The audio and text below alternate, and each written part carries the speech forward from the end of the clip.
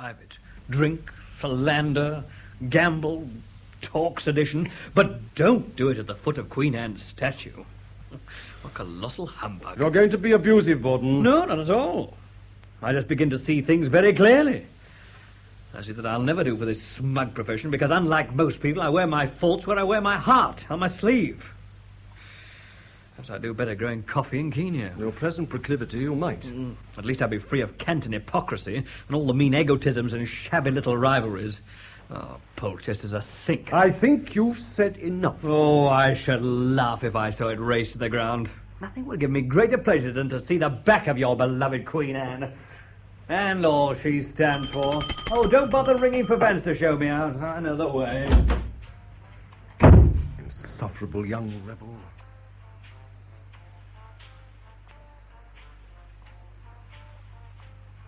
Am I disturbing you, Smith? Oh, hello, Borden. Come in. Come in. I was only looking up some history references. What, on Saturday night? Afraid so. You're incorrigible, Smith. And you ever stop working? For heaven's sake, shut those books and let's have a drink. Oh, yeah. Isn't it a little early? Early? Well, it's 6 o'clock, man. What are you waiting for? Oh, I very rarely take more than one sherry just before dinner. Oh, you're too damned abstemious. That's the trouble with you. I'll have a whiskey if you've got any. I think I have a little. Oh, thank you. I'll go out and get drunk.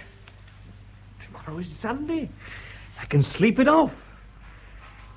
Did you say you had no more whiskey? I'm afraid not. Well, then I won't detain you any longer. My glass is empty. Have a nice rubber. Good night. Good night, Borden.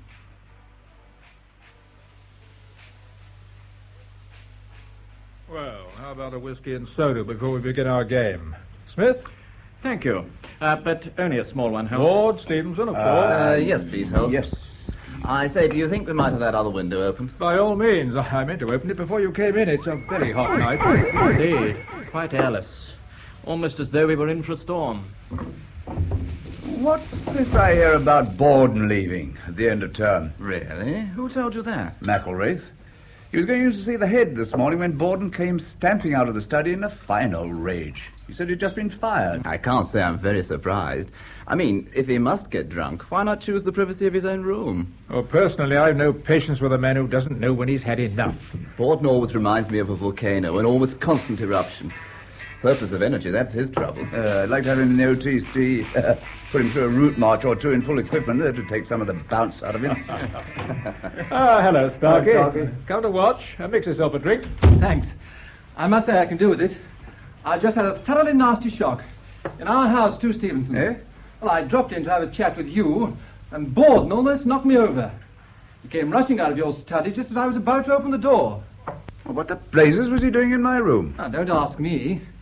But he was absolutely blotto. He danced round me in the passage, waving a rifle in his hand. Like an absolute madman. Rifle? Good Lord, he must have pinched it from my study. I didn't know you were in the habit of keeping rifles in your room, Stevenson. I thought they were all locked up in the store. Well, so they are, but Sergeant Major Wilkins has been on the warpath recently. He wanted to show me how slack the boys are getting about cleaning rifles. Well, this afternoon he picked out the half-dozen filthiest and brought them along to show me. I suppose I should have locked the door when I left tonight, but it never occurred to me that anyone would walk in and grab one. What a blasted nerve Borden's got. Did you take it from him, Starkey? Not likely. Well, why the hell didn't you? I'm no match for Borden when he's sober, let alone when he's drunk. Besides, he was dancing about like a dervish. I think he might have gone off in my face. Oh, don't be a fool. He couldn't have done. None of the rifles was loaded. Well, he said he was going to blow the head off Queen Anne. Must have got some cartridges from somewhere. Oh, what an idiot. Last I saw of him, he was dashing off in the direction of the quad. Thought I'd better come here and tell you about it before he goes quite mad and run. Look, I'll be back later, Holt. I better just see what's going on. Right. There's no need to hold the game up, though. Starkey can take my place. Well, shall we cut for partners? That's you and me, Smith. Your deal, Starkey. I must say, if you'd seen Borden dancing about in that passage, well, I think you'd have been as scared as I was. I'm sure I should. Borden in his cups is not a pretty sight. Especially with a lethal weapon in his hand. Leave him to Stevenson. He'll deal with him all right.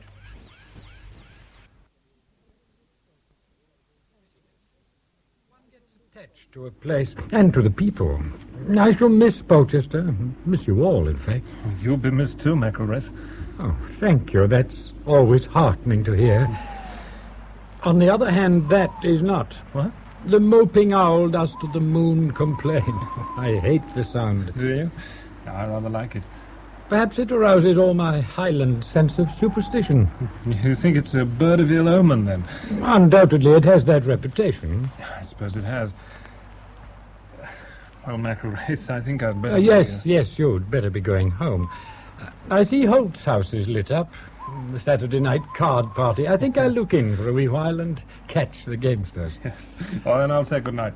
Good night, Grange, and my regards to your wife. Thank you.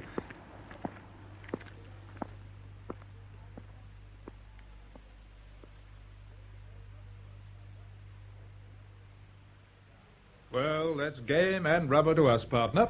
Oh, so it is. And we're down 400 points, Starkey. Oh, dear, I'm sorry. I must say you took a risk with that trump lead. Yes, well, I'm afraid it didn't come off. Pity. Now, let's have a drink. Ah, Stevenson. Well, what about Borden? I can't find him. Looked everywhere. He's probably hiding in some corner. You know how cunning drunks are. But I've locked up my study like the proverbial stable door and had a look round the dormitories. Well, everything seems to be all right. There's nothing more I can do. Oh, you're just in time for a drink and the end of the rubber. Now, who won? Starkey and I lost. Well, I think you might be getting back to the house, Starkey. Doesn't do for both of us to be away together, especially tonight with that fool Borden on the rampage. No, I'll go now. Yeah, and let me know if you have any more trouble. I certainly shall. Good night, all. Thanks for the game. Good night. I don't wish to disturb you. You're not. We've just finished a rubber. Come and join us. Take my place. No, Holt. Thank you all the same. Please go on with your game. I shall enjoy watching you play. Well, sit down then and let me give you a whiskey. I won't say no to that. All right, shall we cut for deal? Oh, cut for me, partner. Yeah. That was your deal, Smith. Here's your whiskey, Macklewrath. Oh, thank you. Now, who's call? Been mine. You were a tower of strength last time, partner. Keep it up. I'll do my best. Diamond. 2 clubs. 2 spades. What on earth was that? Sounds like someone firing a shot in the quad. That's Borden. Borden? What do you mean? It seems that he's prowling about the grounds this evening, dead drunk, with a rifle he took from Stevenson's study. But this is most alarming. Ah, let him stew in his own juice. He's more likely to harm himself than anyone else. Let's get on with the game. The shot was fired at 10 minutes to 11. Counsel said witness seemed very positive about the time. Witness replied that he had no doubt whatever. When pressed, he added that on hearing the shot, he had looked at his watch. Shall I make it 5 to 11? Well, you're both wrong. The precise time is 7 minutes to. I checked it with the wireless tonight. Now, where were we? A diamond, 2 clubs, 2 spades. Partner? No bid. 2, no trump. Whoever can that be? It may possibly be Thorold. His light was on in his study when I crossed the quad. He's working late. Hello? Yes? Who? Oh, yes, Vance. I didn't recognize your voice for the moment. Yes? What? Yes, right away. What's the matter, Holt? Something frightful has happened. Thorold's been shot. Shot? Good God. We must go at once.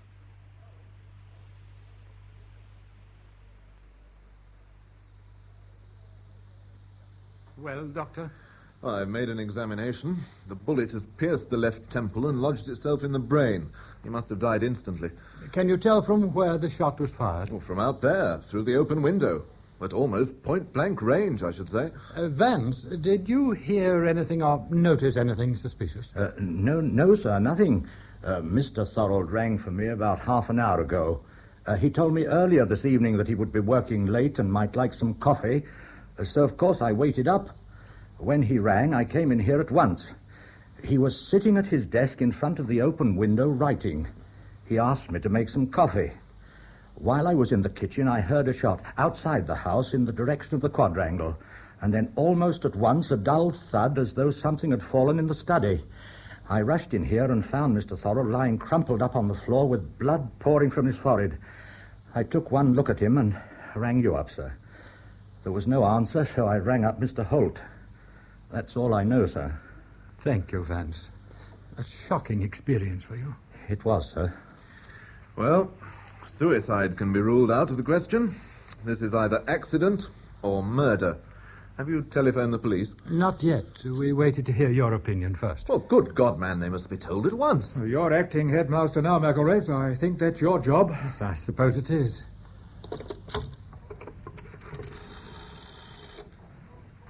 Hello, this is Polchester School. What?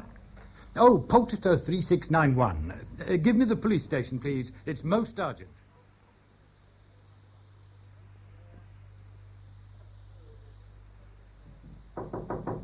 Who is it? Come in. Oh, hello, Smith. Hello, Borden. Oh, nice of you to call, old chap, but damn it, need you come so early? I haven't shaved or had a bath or anything. Borden, you've got to pull yourself together. What, again? Well, you told me that yesterday. This is not a joking matter, so do be serious for once. Perhaps you don't know what's happened? Queen Anne's fallen off her pedestal. Thorold is dead. What? Say that again. He was found shot dead in his study last night. Was he indeed? Suicide? A guilty conscience, I wouldn't wonder. There's no question of suicide. Someone shot him through the open window of the study while he was writing at his desk. By God, this'll give Polchester something to think about. This'll galvanise the torpid body of our society. It is doing, I can tell you. Any suspects? At the moment, only one. All the evidence points to you. Me? Damn silly. This is no joke, Borden. The bullet which killed Thorold is of the same caliber, .22, as those we use on the school range. Well? You took a rifle from Stevenson's study last night. You told Starkey that you were going to blow the head off the statue in the quad. Later, we all heard the shot. We were playing cards in Holt's house. We heard you fire the rifle. It was quite loud. That, my dear chap, is quite impossible. You couldn't have done.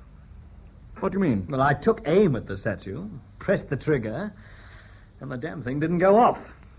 It's hardly surprising I'd forgotten to load it. That's what happens when you're fuddled. I hadn't any cartridges. Silly of me, wasn't it? What did you do with the rifle? I cursed it and flung it away. Where?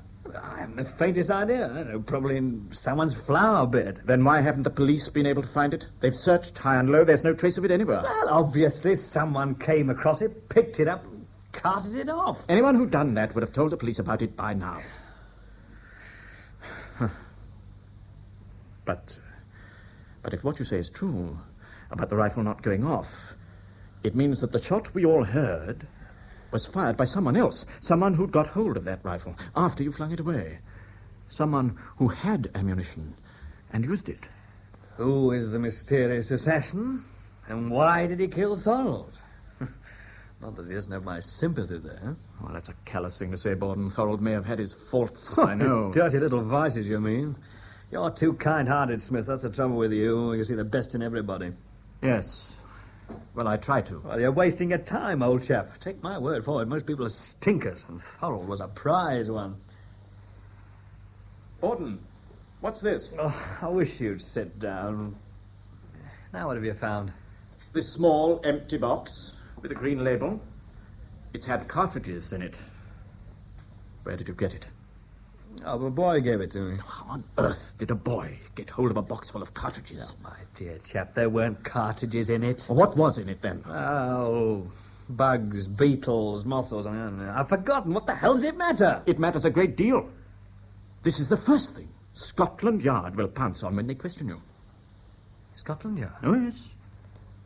The chairman of directors has been in touch with the chief constable of the county and requested that Scotland Yard be called in. Sir Luke is coming down from London this morning. Oh, you better put in a good word for me. You and he are old pals, aren't you? I don't know about old pals. We've known one another for a good many years, in fact, ever since we were up at Oxford together. But there's one thing I advise you to do, Borden. What's that? Throw this empty box in the fire. Burn it.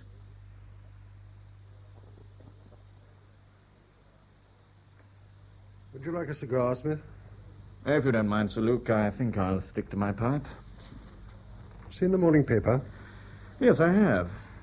Nice front-page headline, isn't it? Mystery murder at famous public school. trust Fleet Street to make the most of it.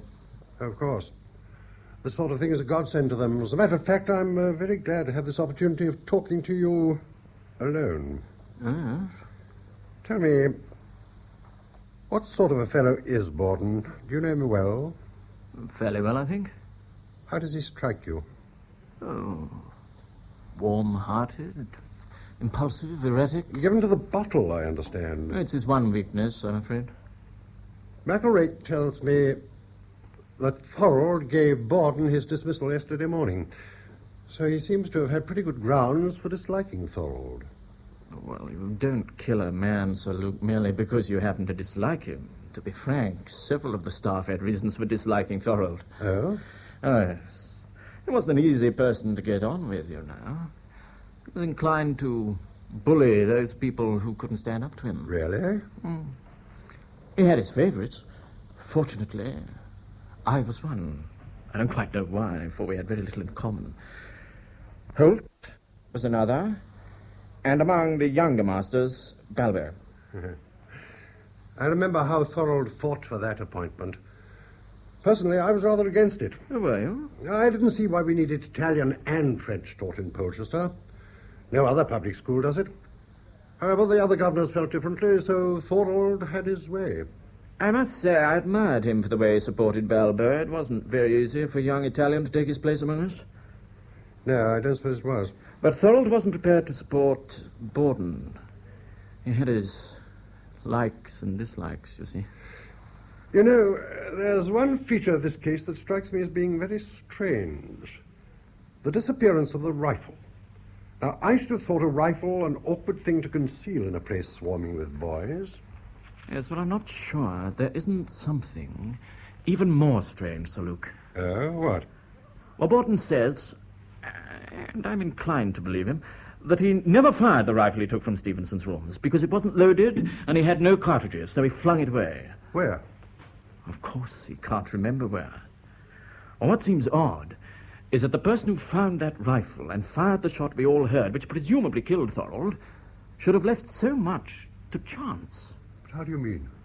Well, assuming that he had a motive for killing Thorold, why should he have waited until a weapon was put in his hand accidentally? Yes, that certainly is baffling. And what could the motive possibly have been? I'm able to throw some light on that. Oh, really? Let me speak frankly and in the strictest confidence. Thorold was up to his neck in debt. Really? You astonish me. Yes, I was astonished myself when I heard of it. I don't mind telling you, it worried me a good deal. I mean, a man in Thorold's position of trust and authority, head of Polchester, with all the responsibilities that go with that job, has no business to get into debt. Why did he? Do you know? Well, apparently he was speculating heavily, putting money into a lot of crazy ventures that wouldn't have taken in a country clergyman. Not his own money, either. Ah, yes. Someone who had lent him money and saw no hope of getting it back approached me about it. Well, that's how I got to know. I may as well tell you, Smith, that the governor's intended to have him up on the mat about the whole thing at the end of this term.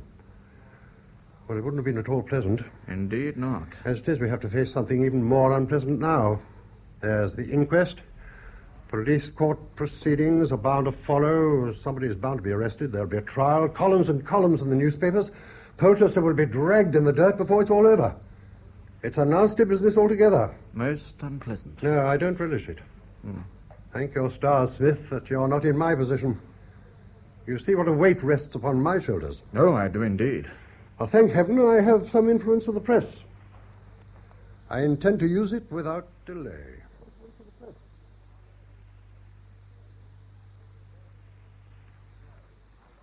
I say, have you seen this? Another juicy headline?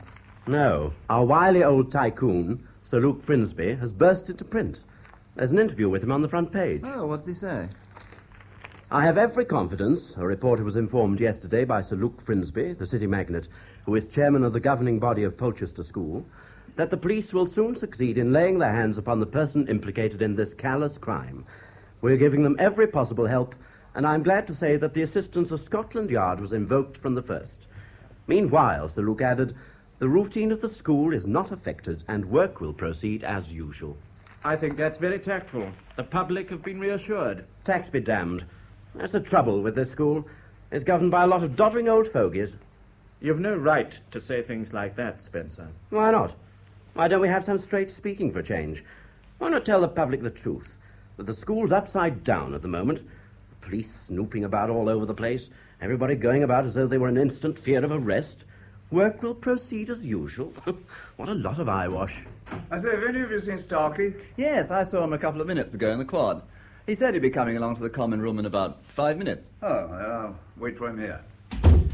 Oh, in the meantime, I've an intriguing bit of news. You remember the trip you took last Hull, Spencer, with some of your boys climbing at Zermatt? Very well.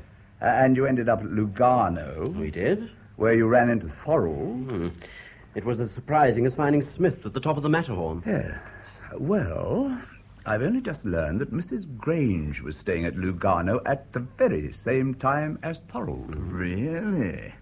How on earth did you find that out? I dropped in for tea at the Granges yesterday afternoon. Grange wasn't there, but his wife was, and Mrs. Shurey. She let the cat out of the bag. Apparently she knows someone who lives in Lugano and happened to meet Mrs. Grange quite by accident. Well, Mrs. Shurey mentioned that she'd had a letter from her. In a rather a pointed way, I thought. You know, Mrs. Grange looked pretty embarrassed. Well. Thorold and Mrs. Grange both at Lugano. 2 and 2 make 4. Where was Grange? Oh, he was at camp at Salisbury on an OTC course. Conveniently out of the way. Dear, what a wicked world we live in. I think we should avoid jumping to conclusions, Spencer. No doubt there was a very good reason why Mrs. Grange went to Lugano for her holidays. I'm sure there was. And not the one you imply? Still, it does throw an interesting light on things, doesn't it? An ugly motive rears its head. Thorold's death may have been a crime passionnel. Oh, come, Spencer. You can't imagine Grange committing murder. What about Mrs. Grange? Nonsense. She wouldn't spot a fly. Somebody probably said that about Lizzie Borden. Which reminds us of our own dear Borden. He hasn't cleared himself yet. Well, there goes the bell. Our scholars await us. I think it's about time. You're an old clam, Smith. You sit there puffing at your pipe and say nothing. Who do you really think killed Thorold? I haven't made up my mind. Well, tell us when you do.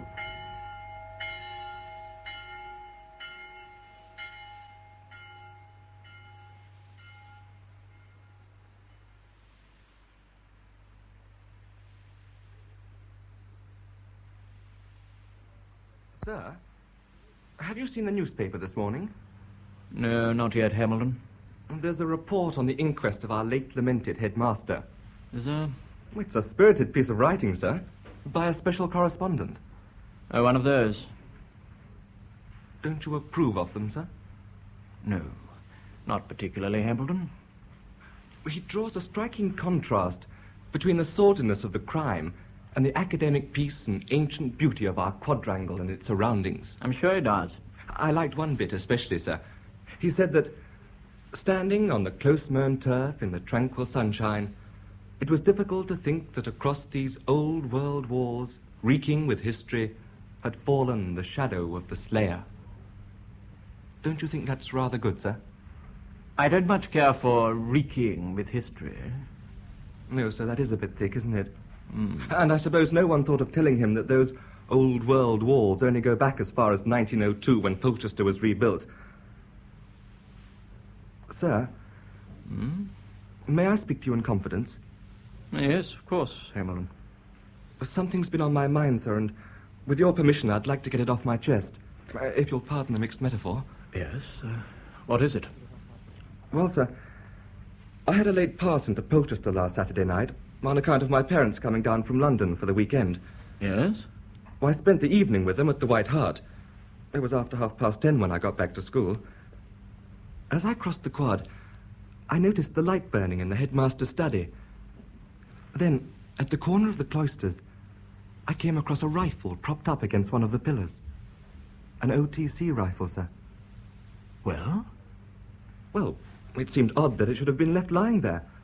I left it where it was, of course. I didn't think it was any of my business to touch it. But just before I got into bed, I happened to look out of the dormitory window and saw Mr. Grange coming across the lawn, carrying a rifle in his hand. Well? Well, I've thought about that a lot, sir. Have you, Hambledon? Yes, sir. Why? Well, sir, it was a coincidence, wasn't it? What was? Well, then Mr. Grange should have been carrying a rifle that very night. And why did he take it into his house? How do you know he did? Well, I watched him, sir, from the dormitory window. And if it's the missing rifle, why hasn't he given it to the police long ago? You mustn't let your imagination run away with you, Hambledon. No, sir. And I don't want to speak ill of a housemaster. No. But there's another thing. There was quite a scene going on in Mr. Grange's house on Saturday morning. I thought of that, too.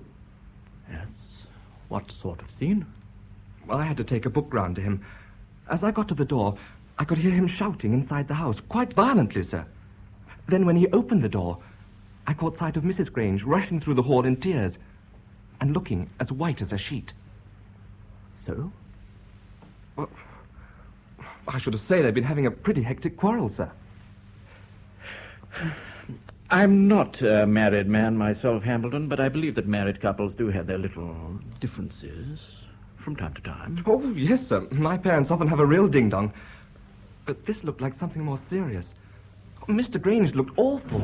I say, Hambledon. Oh, sorry, sir. I didn't know you were here. That's all right, Grosvenor. You seem rather excited. Well, sir, it is pretty exciting, isn't it? What is? You haven't heard, sir. They've found the missing rifle. Good show. Where? In the lake. It was lying in the reeds in not more than a foot of water. Of course, all the fingerprints will have been washed off. Ah, pity. When did this happen? About half an hour ago, sir. What I don't understand is why the police have taken all this time to find it. I mean, it was in such a conspicuous position. They've been searching the school grounds for days. You'd have thought they'd have seen the rifle long ago. Perhaps it wasn't there. Perhaps someone only threw it into the lake last night. That's an idea. But he must have been a pretty poor shot. How do you know it was a he? It might have been a woman. A rifle would be too heavy for a woman to fling very far. Yes, maybe you've hit on something. Makes you think, though, doesn't it? There must be some people who know more about Mr. Thorold's death than they're saying. Don't you agree, sir? I think that if anyone knows anything at all about this crime, it's their duty to go to the police at once and say so. They may be afraid to go to the police, sir. Then they should go to Mr. McElwraith. They should also remember that until this crime is solved, Polchester and all of us who live here are under the darkest cloud.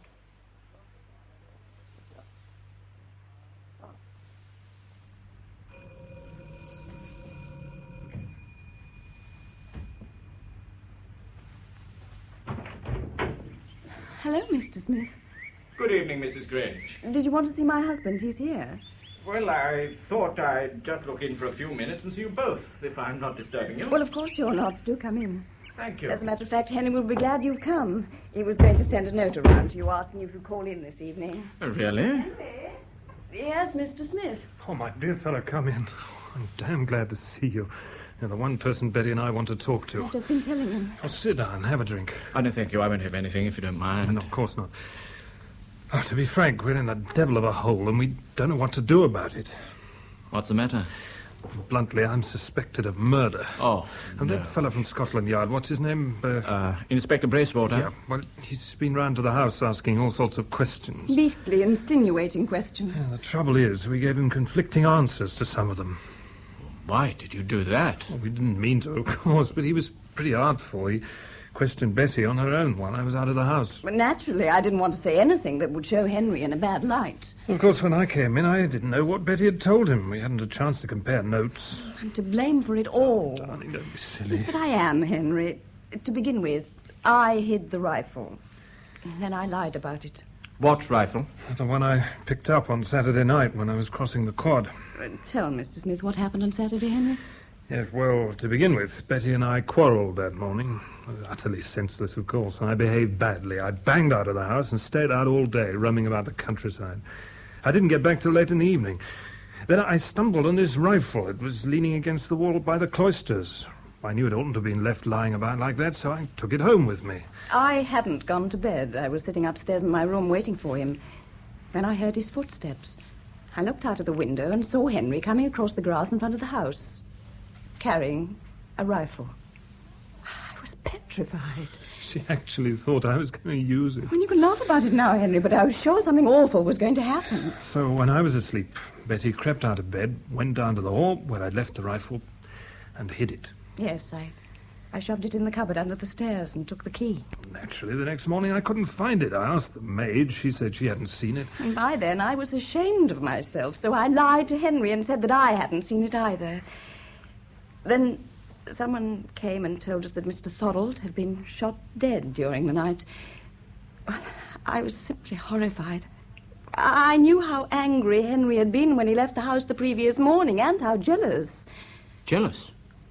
Of whom? Of Mr. Thorold. That was what our quarrel was about. Henry had heard insinuating things being said.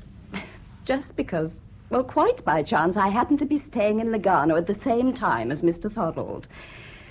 Naturally, well, Henry was upset. I didn't know what he might have done in the rage he was in. I hardly believed him when he said he'd stumbled upon that rifle accidentally. Then I found something else. 2 boxes of cartridges in a drawer in his desk. Well, that frightened the life out of me. It seemed madness to leave them there when the police would probably be searching every house in the school before very long, so I hid them in a drawer in my bedroom. As it happened, darling, that was the worst thing you could have done. I know, but, well, it shows you the state of mind I was in. When the inspector came and started questioning me, I was so terrified I scarcely knew what I was saying. Oh, of course, I should have refused to answer any of his questions until you came in. I almost fainted with relief when I heard the sound in the hall. Darling! I'm in the sitting room. Henry, this is Inspector Bracewater. Oh, Mr. Grange? Yes? Your wife has been good enough to answer several questions that it's been my duty to put to her. Now that you're here, I've one or two that I should like to ask you. Oh, what are they? You are, I believe, the officer in charge of the school's OTC. Yes, I am. Therefore, I take it you're in control of the miniature rifle range. Yes. Do you sometimes practice there yourself? Yes, I do. Using, of course, the school ammunition? Yes, .22 cartridges. Do you keep any of these cartridges in the house? Yes, a few. Had you any in your house on the Saturday when Mr. Thorold met his death? Yeah, I had a couple of boxes. Full boxes? No, one was half empty. Have you done any rifle practice since that day? No, the range has been closed. So the 2 boxes are still as they were? Yes. Where do you keep them? Oh, in a drawer in my desk over there. Might I see them? Yes, of course. Oh, that's funny. Oh, what's the matter? They're not here. Perhaps you put them in one of the other drawers. I'm sure I didn't. I'll look.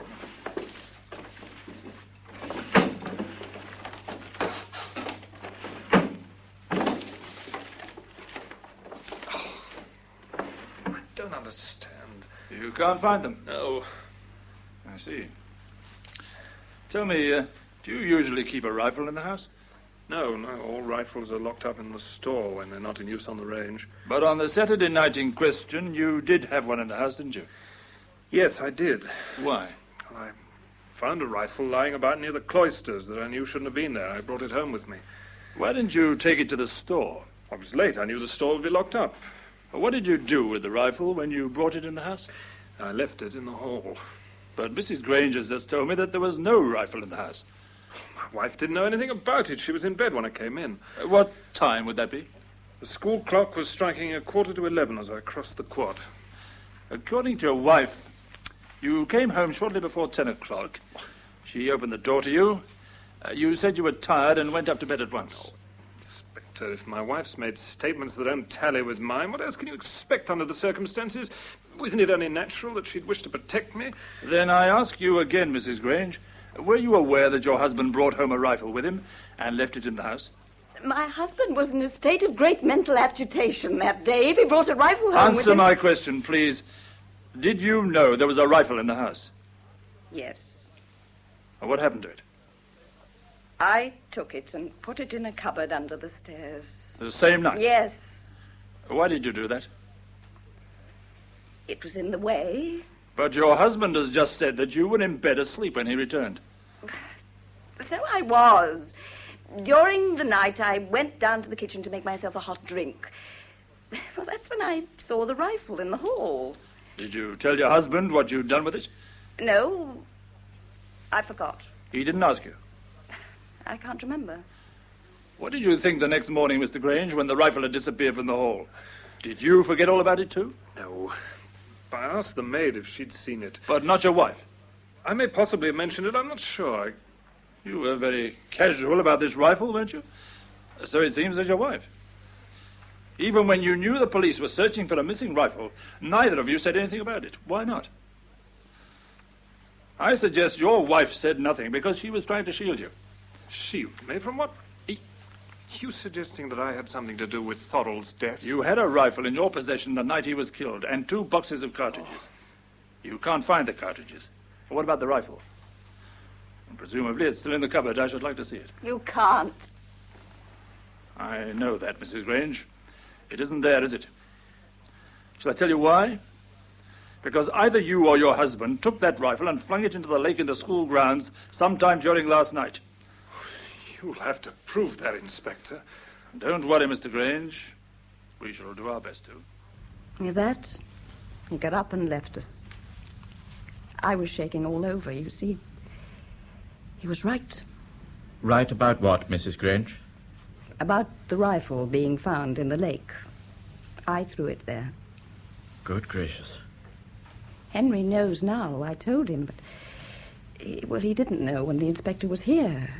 Whatever made you do such a thing? I was frightened. I wanted to get rid of it. I thought the lake was the safest place. Fortunately, I didn't throw it far enough. Hadn't you better be quite honest and tell the inspector?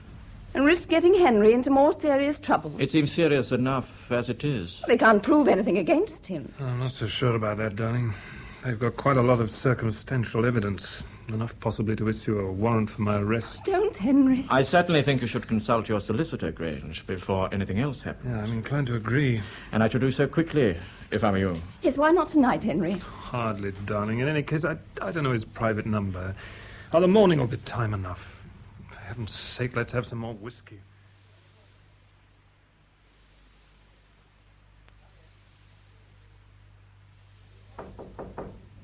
Come in.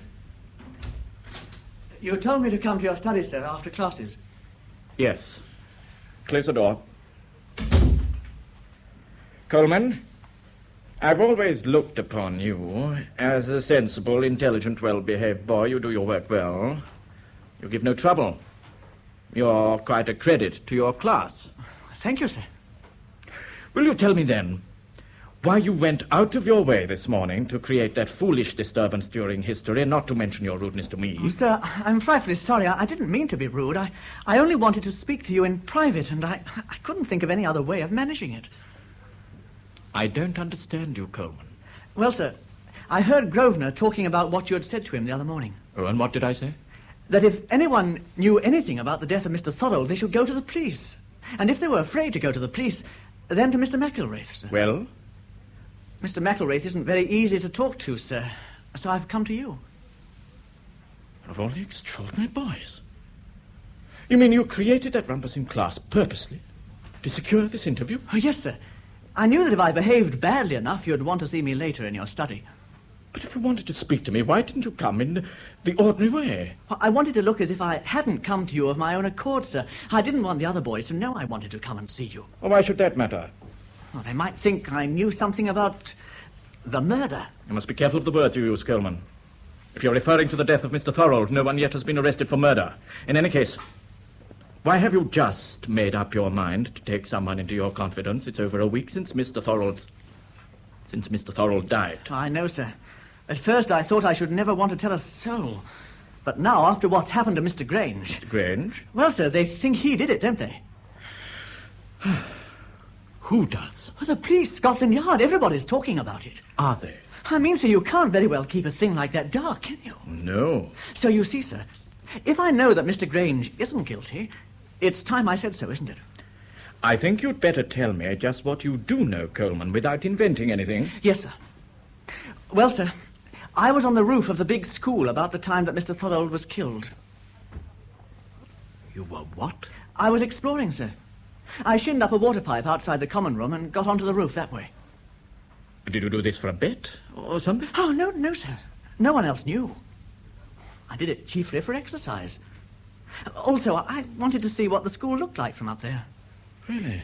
So, when everyone in the dormitory was asleep, I got out of bed and made my way downstairs into the private part of the house and slipped out by Mr. Holt's front door. I knew that on Saturday nights he was always busy playing cards with some of the other masters. I wasn't afraid of being seen. And what time was it when you did this? The clock struck 11:15, sir, as I climbed onto the roof. You've no idea how loud it sounds up there, like Big Ben.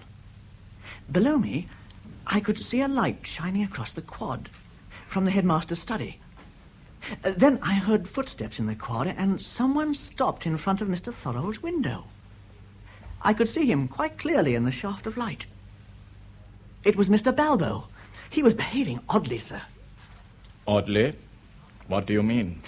Well, sir, he kept walking backwards and forwards, in and out of the light, stopping each time opposite the headmaster's study and staring at it, staring at the window.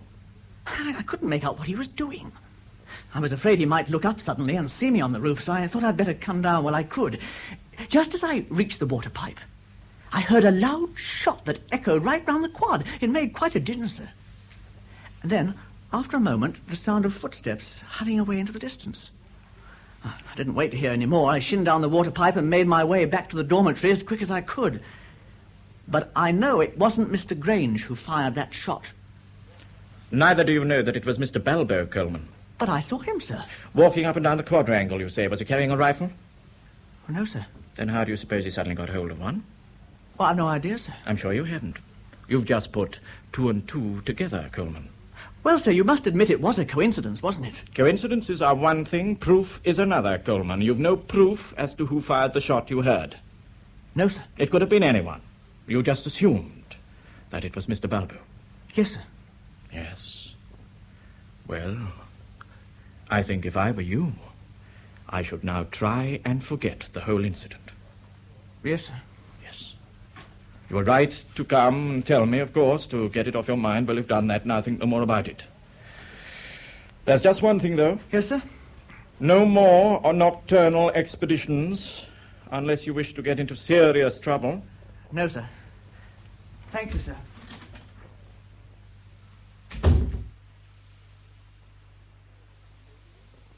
It's an odd story altogether, Smith. Do you believe it? Well, I see no reason not to, McElrath. Coleman has a vivid imagination, you know. No doubt he also reads quite a number of detective stories. They all do. Even so, I don't see why I should have invented this. To begin with, it shows him up in a bad light, climbing up onto this roof, infringing the rules of the school. He'd have been better to say nothing if it wasn't true. Yes, that's certainly a point. And, of course, there's no denying that Balbo's behaviour has been strange ever since this thing happened. You noticed, I suppose, how he broke down completely in chapel during my address about Thorold. Yes. I must say it shocked me to see a grown-up person crying like that. The Italians are an emotional people, McElrath. They don't consider it unseemly to weep in public. Well, I think they should. Shows a lack of self-control. Besides, Thorold had been very kind to him. It didn't seem to me strange that the young man should have been so grieved at Thorold's murder.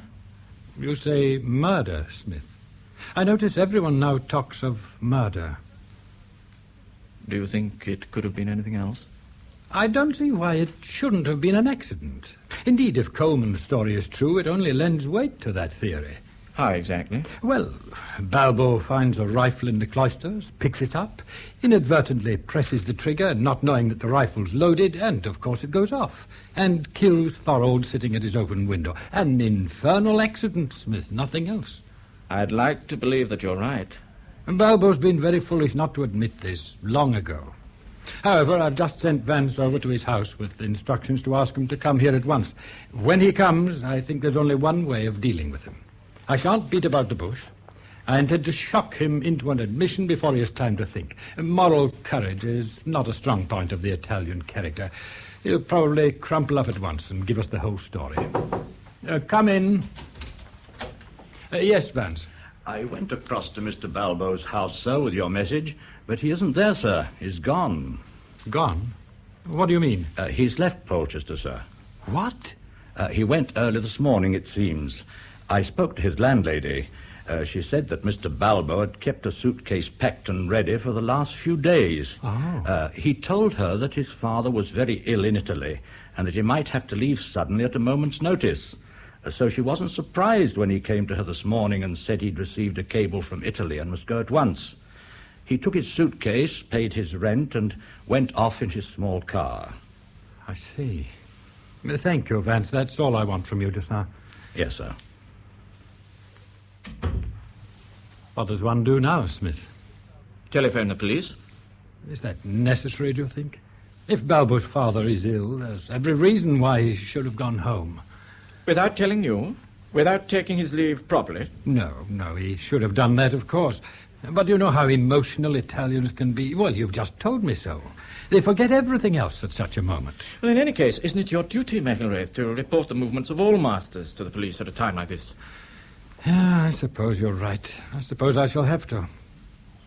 What do you make of it all, Smith? Oh, I hardly like to say. But do you still believe that Thorold's death may have been an accident? I'd prefer not to answer that for the moment.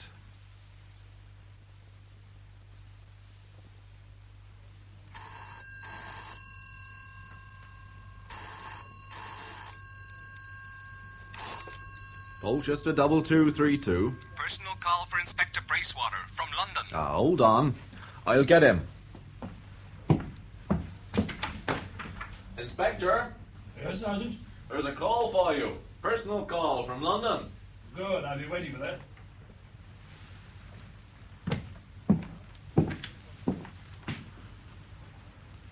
Hello, Inspector Bracewater speaking. I have a call for you. One moment.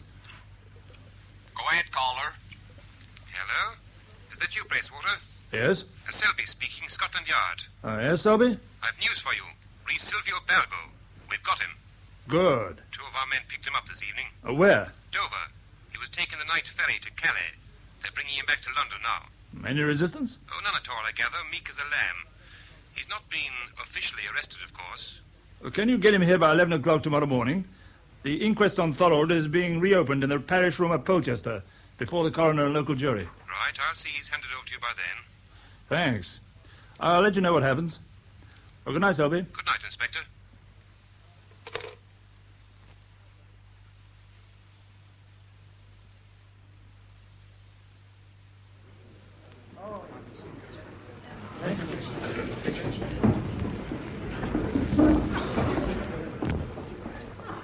Members of the jury, I think it's only right of me to point out that the person standing before you now is a foreigner, an Italian, and as such is in a difficult position.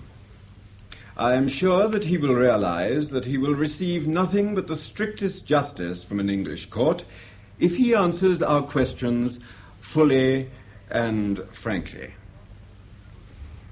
Mr. Balbo, you are a master at Polchester School.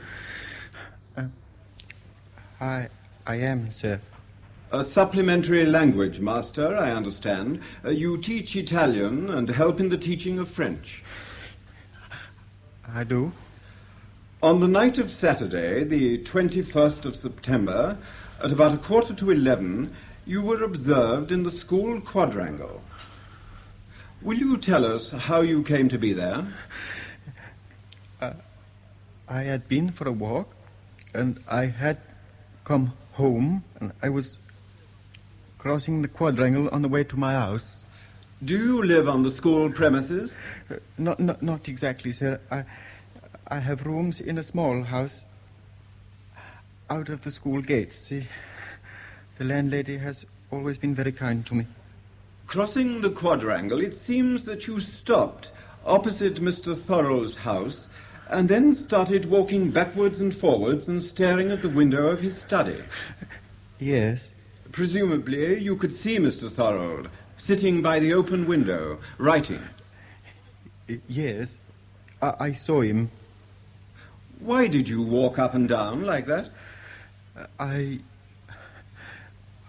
was making up my mind. To do what? To go and speak to the headmaster. At that time of night? Well, I saw he was alone. I thought it might be a good moment to speak to him. What about? A scheme that had preoccupied me for some time. A scheme?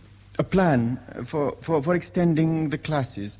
But on second thoughts, you decided not to speak to Mr. Thorold, at least, not that night. See, I decided not to.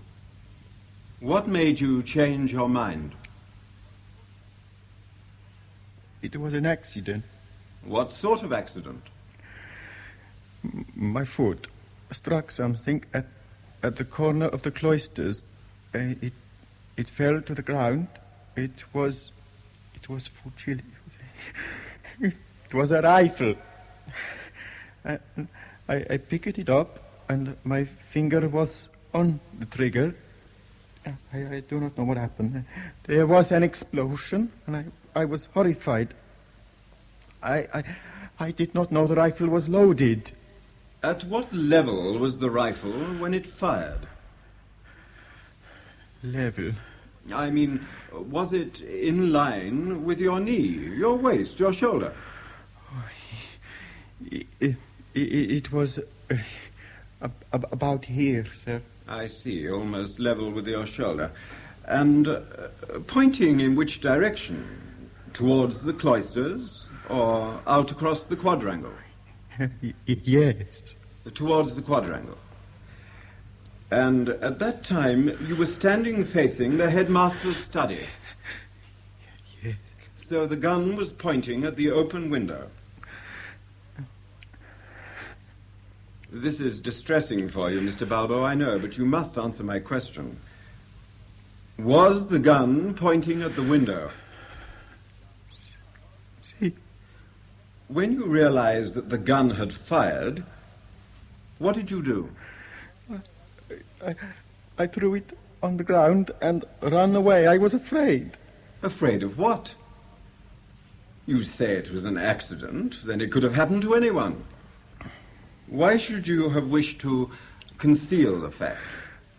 It was stupid of me, sir. I know. I didn't think then. And afterwards, when you heard of Mr. Thorold's death, you still said nothing. Why? I had not the courage. Yet 2 days ago, you suddenly left Polchester without warning, drove to the coast, intending to cross the channel. Yes. Well, surely that was the most suspicious thing you could have done. You told your landlady that your father was gravely ill in Italy and that you had to go to him at once. Was that true, Mr. Balbo? Or did you just run away?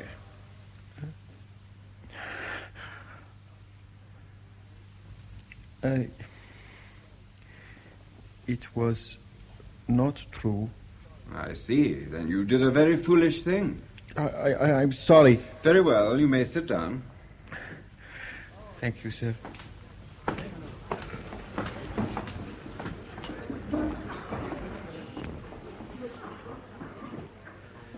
Members of the jury, our inquiry into this regrettable affair has now ended.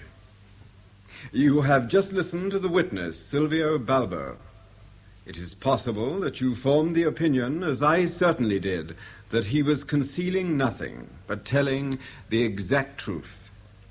If you believe him, and that is a matter upon which you must form your own judgment, then there seems no doubt that the death of Mr. Thorold was due to a sheer accident.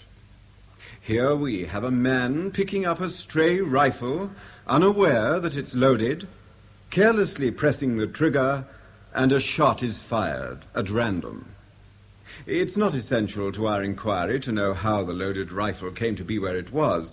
We are inquiring into the manner in which the deceased met his death, and whether he was killed deliberately or accidentally.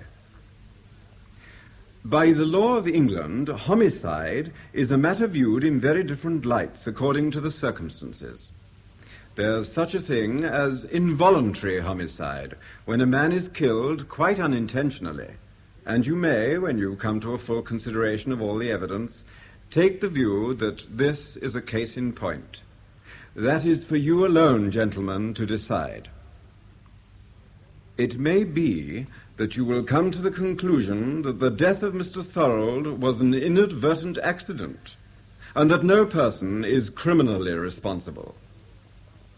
You may also think that for the witness, Silvio Balbo, the knowledge that a thoughtless action of his brought about this tragedy will be punishment enough and a lifelong source of regret to him. It now remains for you to give your verdict.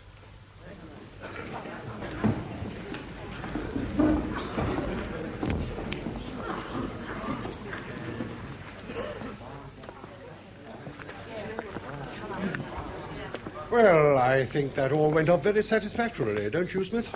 Oh, yes, Sir Luke, yes. But I'm sorry for Balbo. Oh, of course, so am I. But it could have been a great deal worse for him. I thought the verdict was very fair. Carelessness, but no criminal intent. We must thank the coroner for not confusing the issue with a lot of irrelevant facts. No, I don't think it could have gone better. I couldn't help wondering what Inspector Bracewater thought of it all. Did you notice him at the end? No, I can't say I did. Oh, quite obviously. He didn't agree with the verdict. I was watching him. He snatched up his papers angrily, frowned, stalked out of the room. The police like convictions, Smith. They're inclined to feel frustrated when they don't get one. In a way, I suppose one can't blame them. The more feathers in their cap, the better their chance of promotion. Personally, I don't intend to lose any sleep over Inspector Bracewater's disappointment. I'm thankful we've seen the last of him. The last of him? I wonder.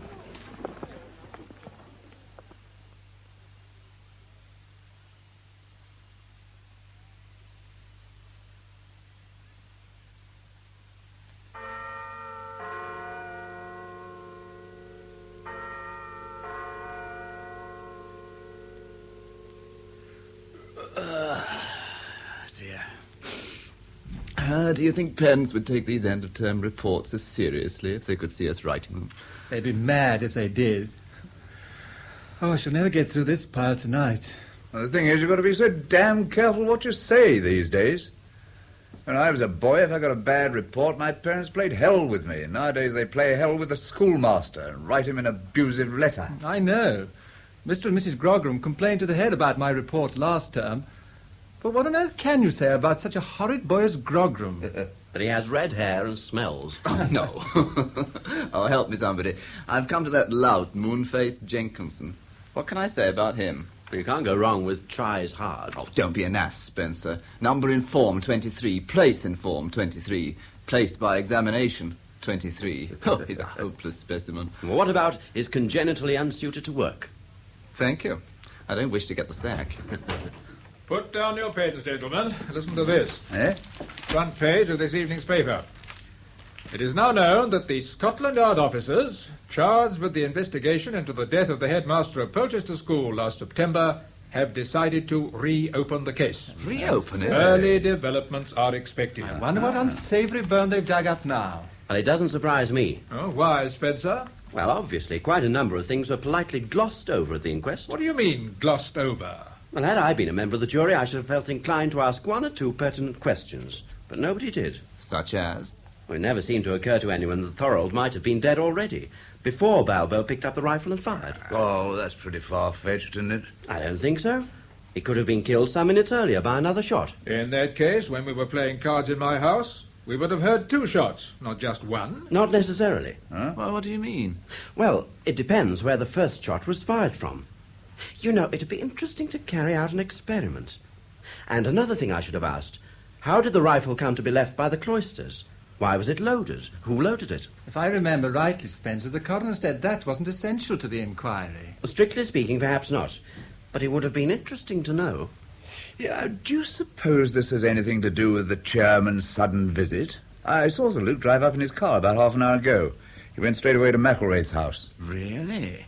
That's odd, isn't it? To drive down to Polchester at this time of night, 2 days before the end of term. Gentlemen, the real fun may only be beginning. Early developments are expected. We may live and learn. Well, McElwraith, I think I owe you a word of explanation. My visit here tonight, it must have surprised you. I confess it did, Sir Luke.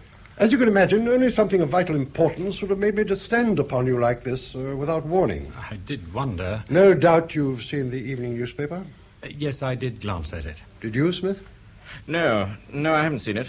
Apparently Scotland Yard wasn't satisfied with the results of the inquiry into Thorold's death. They intend to reopen the case. Oh? Yes, it's mentioned on the front page. It seems to me deplorable to rake up the whole thing again. Can't they let sleeping dogs lie? I seem to remember you were well satisfied with the verdict, McElwraith. I certainly was. I think you were too, Sir Luke. Yes, at the time. But you weren't, Smith. No, not entirely. I thought certain things were never properly explained. But you believe that Thorold was shot by Balbo, accidentally, of course. Everything pointed to it, I must say. But had you doubts? Well, perhaps. If Balbo wasn't the guilty person, then who do you think was? No, I couldn't tell you. Now, let us, for the sake of argument, call the unknown person Jones. Now, what reason had Jones for killing Thorold? He must have had a pretty strong motive. It might, I suppose, be on account of money. Thorold was heavily in debt.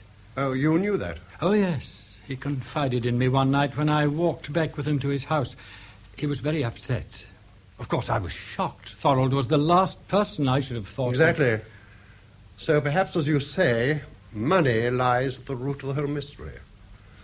Thorold needed to raise money desperately or face the loss of his job, ruin. He may have reached the point at which it didn't seem to matter very much how he raised it. Now, suppose Thorold knew some secret about Jones, something reflecting perhaps on his moral character, something that would be sufficient to damn Jones as a schoolmaster, and Thorold decided to make use of that knowledge. That would be blackmail, Sir Luke. Oh, yes, I agree. It's an ugly thought. But the position would then be this. Thorold wanting money and Jones wanting silence. The chance of a deal. Jones would have no alternative but to comply with Thorold's demands. The stage would be set for drama, gentlemen. But not murder. Possibly Jones never contemplated anything so violent as murder. At least, not until that fatal Saturday night. Ah, yes, I see. I don't know, but I can imagine the scene. He's walking by the quadrangle. He sees the light coming from Thorold's study window and the figure of the headmaster sitting at his desk writing. By accident, he suddenly stumbles upon the rifle that Borden, in his drunken stupor, flung away. It's almost as if fate had put a weapon in his hand. Perhaps only at this very moment does the idea of killing Thorold enter his mind. But aren't you forgetting, Sir Luke, that the rifle wasn't loaded? When Borden tried to fire it, nothing happened. Obviously, he was innocent, which was proved, fortunately. Yes, but that doesn't mean to say that Jones couldn't have loaded the rifle. Perhaps he'd been practicing on the range that same day. Perhaps he had one or two spare cartridges in his pocket. Surely that's possible. Yes, I suppose it is. Very well, then. He's able to load the gun. Then what does he do? As I see it, he steals across the quadrangle until he's within a few yards of the open window. He takes aim and fires at point-blank range. A second shot is unnecessary. Thorold is dead. Jones leaves the rifle still primed against a pillar of the cloisters, where Balbo found it. And then Jones makes his way home. Right. Ah, if we knew the answer to that question, Smith, we'd be able to lay our hands on Jones. All we know is that he disappeared into the darkness. Still, if I were Jones at this moment, I shouldn't be feeling very comfortable. The net is drawing tighter. He must know that he can't escape. I think one can feel almost pity for him. Pity for a murderer? Well, at least pity for his predicament. Ah, yes. Do you think I might have a drop more of your excellent whiskey, McElwraith? Of course, Sir Luke, of course. Smith? No, thank you, and if you'll excuse me, I'm afraid I must be getting along. I've several reports to finish tonight. End of term, eh? Mm-hmm. Busy time for you all. Yes, indeed. Well, good night, Sir Luke. Good night, Smith. Oh, I'll look in on you in the morning before I leave. Ah, good. Good night, McElwraith. Good night. Your whiskey, Sir Luke. Oh, thank you, McElwraith. tell me, have you ever tried your hand at writing a play? You're joking, McElrath. No, I'm not. I think you have a flair for plots. Really? What makes you say that? Well, I think your reconstruction of the crime is quite fascinating.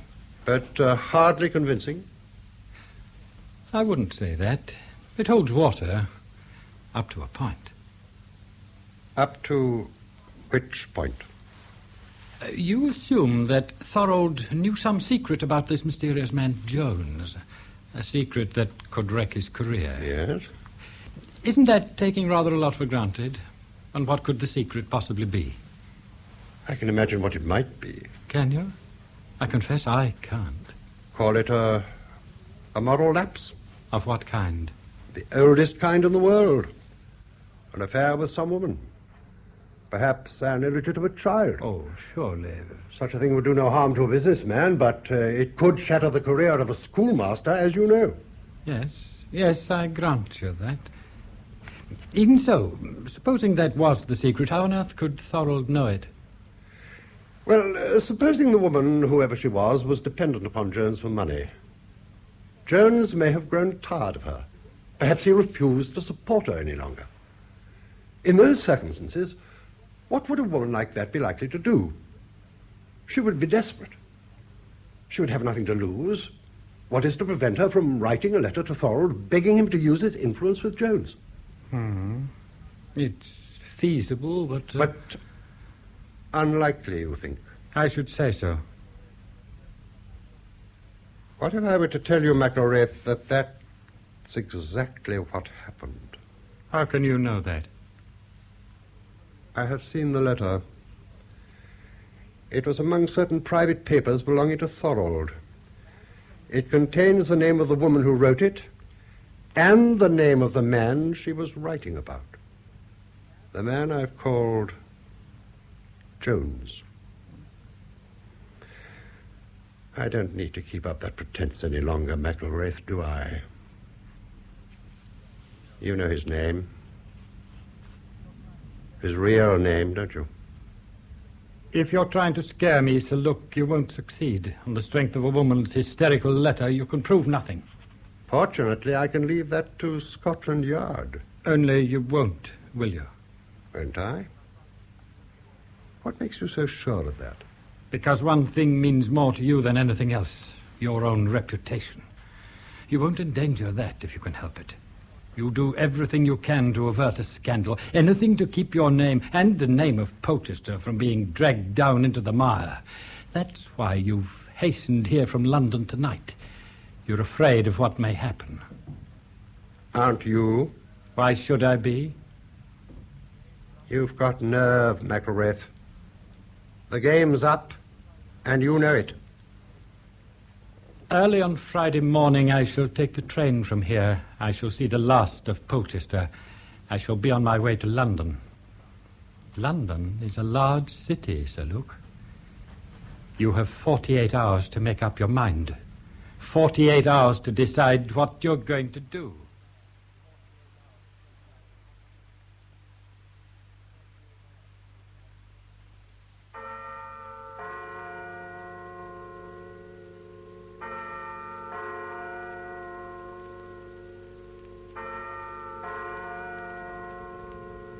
Henry?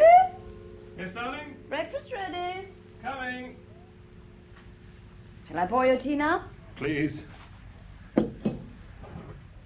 Oh, I say, how nice this is, isn't it? First morning of the holidays, sheer peace. I know. Isn't it heavenly? And then he realises the noise those boys make when they've gone. All the same, what would we do without them, darling? Lots of things. Such as? We could travel. On what? Trains, ships, aeroplanes. Using what for money? Yes, of course we'd need money. Exactly. That must be the newspaper. I'll go. You get on with your egg. Right.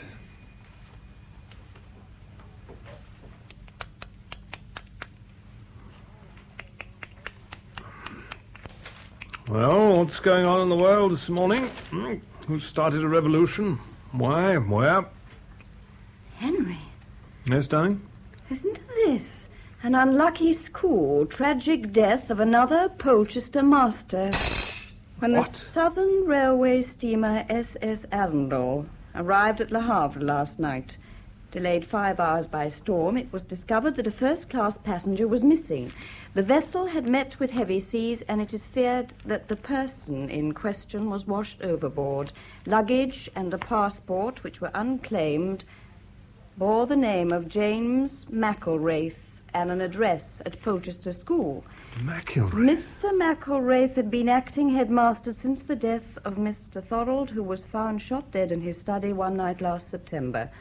Recently appointed headmaster of a school in Edinburgh, Mr. McElwraith was to have proceeded to his new post in a month's time. God, I don't understand.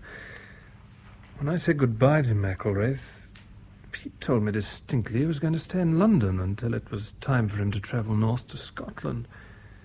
What could have made him change his mind? Sudden whim, perhaps. No, McElwraith wasn't the sort of person to have whims about anything. Washed overboard, they say. A shocking thing to happen. Yes, if that's what did happen. What do you mean? Well, no one was there to prove it, I suppose. What are you suggesting, suicide? Who knows?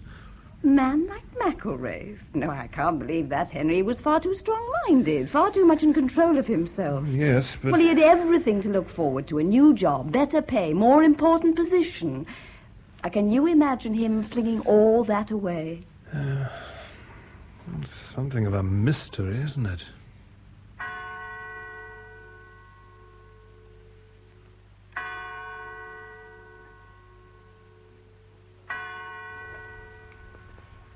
In Storm over Polchester by R.C. Woodthorpe, adapted for broadcasting by Howard Agg, the part of McElwraith was played by Duncan McIntyre.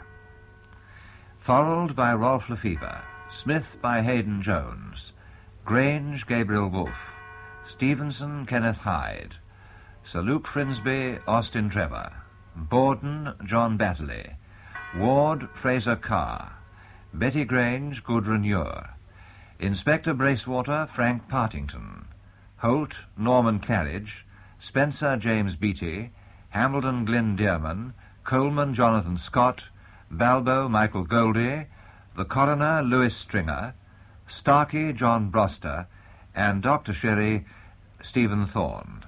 Other parts played by Arthur Gomez and members of the BBC Drama Repertory Company. The programme, which was recorded, was produced by Martin C. Webster.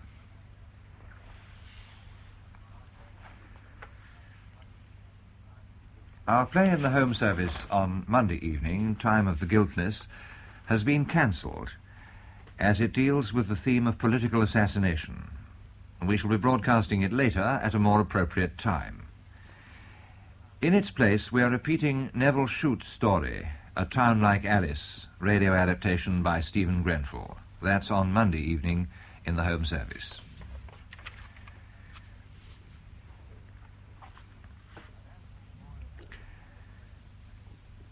A national memorial service for the late President Kennedy will be held in St. Paul's Cathedral at 3 o'clock tomorrow. This service is intended as a national tribute to the late President, and arrangements have been made for many seats to be available to members of the public. Closed-circuit television will be installed in the crypt, and the service will be relayed over a public address system to listeners outside the cathedral. It begins at 3 o'clock on Sunday afternoon. The service will also be broadcast in the Home Service and on BBC television.